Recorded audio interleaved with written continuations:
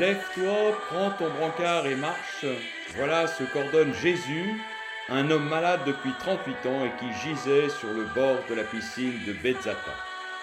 38 ans que cet homme attend et espère la guérison. Chaque guérison physique opérée par Jésus renvoie toujours à une guérison spirituelle. Jésus, aujourd'hui, veut nous dire combien il veut nous guérir. Ailleurs n'avait-il pas enseigné, le Fils de l'homme n'est pas venu pour les justes et les bien portants, mais pour les pécheurs et les malades. Nous sommes tous atteints d'un mal grave, celui de ne pouvoir aimer selon le cœur de Dieu. Et c'est pour cela que nous avons besoin de la grâce du Seigneur. Et cette grâce nous est transmise plus particulièrement dans les sacrements. Le baptême est un sacrement de guérison. L'Eucharistie aussi est un sacrement de guérison. Ne dit-on pas avant chaque communion, « Seigneur, je ne suis pas digne de te recevoir, mais dis seulement une parole et je serai guéri. » Le sacrement du mariage est aussi un sacrement de guérison. Depuis le premier péché, l'homme naît avec ce handicap. Il aspire à l'amour, à la communion fraternelle, mais il en est incapable. Des sentiments comme l'envie, la séduction, la domination, la jalousie sont présents dans son cœur et ce depuis sa naissance. C'est ce que saint Paul appelle la convoitise charnelle. Et c'est ce qui a poussé Caïn à tuer son propre frère Abel. Des philosophes comme Hobbes iront jusqu'à dire « l'homme est un loup pour l'homme ». Au lendemain de ce fameux péché des origines, Dieu avait révélé à Adam son incapacité d'aimer selon son cœur par cette fameuse sentence « ta femme te séduira et toi tu domineras sur elle ». Une fois tiré de sa côte, Adam s'était émerveillé en voyant sa femme. « Voici l'os de mes os et la chair de ma chair ». Il la voyait comme son semblable avec qui construire une relation de communion fraternelle et sponsale. Mais après le péché de désobéissance, il n'en est plus ainsi. Adam et Ève découvrent qu'ils sont nus, habités qu'ils sont par cette emprise de la chair. Jésus, dans l'Évangile, parlera plutôt de dureté ou encore d'endurcissement du cœur.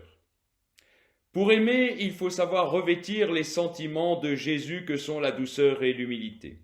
C'est pour cela que Jésus est venu, pour nous guérir de notre incapacité d'aimer. Le sacrement du mariage est le prolongement de notre baptême. Le baptême nous guérit de cette blessure originelle en nous rendant notre dignité d'enfant de Dieu. Le mariage, lui, nous donne les grâces nécessaires pour nous accomplir dans cette dignité. C'est le fameux mot de saint Augustin, « deviens ce que tu es ». Autrement dit, le sacrement du mariage me permet d'aimer mon épouse, mon époux, selon le cœur de Dieu. Je ne suis plus habité par la dureté et l'orgueil, par la séduction ou la domination, mais par la douceur et l'humilité du cœur de Jésus. Jésus, dans l'évangile de ce mardi, s'adresse à cet homme qu'il vient de guérir en lui disant « Te voilà guéri, ne pêche plus, il pourrait arriver quelque chose de pire. » Bien que guéris par le baptême et les autres sacrements, nous nous sentons souvent dominés par le péché. C'est tellement vrai que nous sommes tentés de mettre en cause l'œuvre amoureuse du Seigneur dans notre âme. Cette inclination au péché qui habite notre cœur est laissée pour notre combat. C'est ce qu'enseigne saint Paul à son disciple Timothée. « Prends ta part de souffrance comme un bon soldat du Christ. Celui qui aura combattu selon les règles sera couronné de gloire. » C'est ce que Jésus veut dire à l'homme qu'il vient de guérir.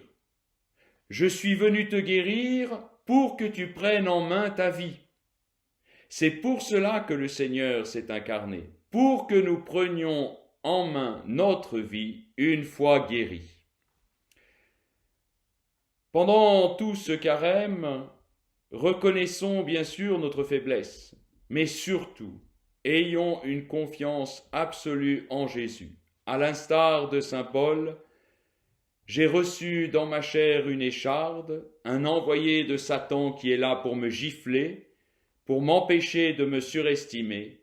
Par 3 fois, j'ai prié le Seigneur de l'écarter de moi, mais il m'a déclaré « Ma grâce te suffit, car ma puissance donne toute sa mesure dans la faiblesse. » Chers frères et sœurs, restons toujours unis dans la prière.